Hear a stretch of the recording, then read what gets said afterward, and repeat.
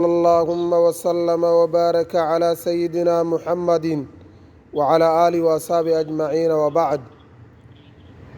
موضوعنا wuxuu ku saabsan yahay barashada ducooyinka gaar ahaan ducada aan maanta qaadanayno. ciwaankeeda waxaa la yiraahdaa ducaa'u lubsi thawbil jadiid.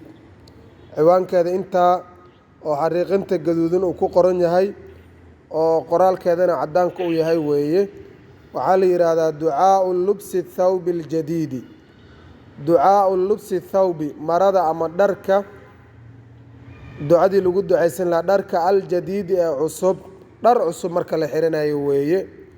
wuxuu qofka leeyahay marka wuxuu leeyahay allaahumma laka alxamdu anta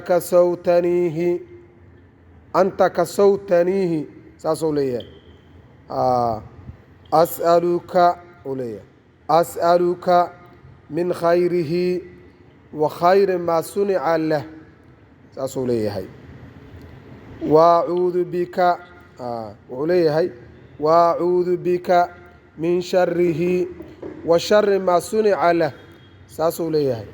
af soomaali waxay noqonaysaa marka allaahumma allahayow laka adigu kuu sugnaaday alxamdu mahad ilaah adiga kuu sugnaatay, anta ilaah adiga yaa kasawtaniihi ila bisayo i hubiyey.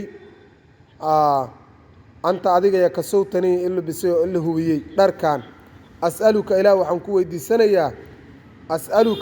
ku weydiisanayaa min khayrihi maradan ilaah khayrkeedaan ku weydiisanayaa, wa khayri maa sunica lah iyo khayrka loo sameeyey. wa acuudu bika ilaah waxaan kaa miingalayaa min sharihi shartiisa, dharkan shartiisaan ilaah kaa miingalayaa, iyo wa shari maa sunica lah sharta loo